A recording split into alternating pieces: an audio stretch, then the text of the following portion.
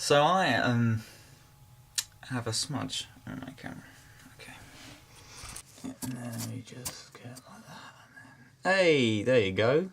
So you know when you find something and you don't know what it is, and then you put your mouth on it, and then it turns out it's a lot more fun than you originally thought it would be. Yeah? I found this.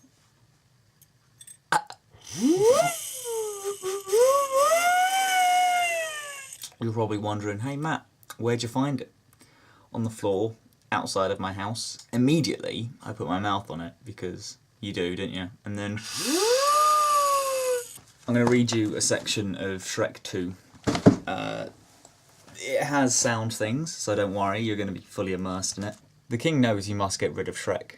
He invites Shrek to go hunting. Are you up for a little quest, Donkey? Who are you calling Donkey? Shrek agrees, and he and Donkey venture out into the woods. We are definitely not in this one anymore. He is in woods. Nope.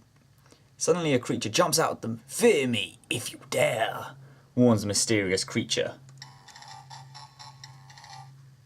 "Look, a little cat," says Shrek. We are definitely not in this one anymore. We've established this. Just before the cat attacks. "Now, ye ogre, pray for mercy from Puss in Boots," the cat says menacingly.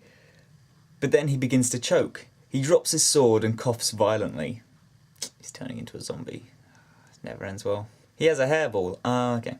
Shrek grabs him by the scruff of his neck. "Please, senor, the king offered me much in gold," cries Puss in Boots. "Fiona's father paid you to kill me?" asks Shrek. "See," says Puss in Boots. Shrek puts him down. "I must accompany you until I have saved your life, as you have spared me mine," says Puss in Boots. "I'm sorry, but the position of annoying talking animal has already been taken," snaps Donkey. All right, that's more like it. "Look, a little cat."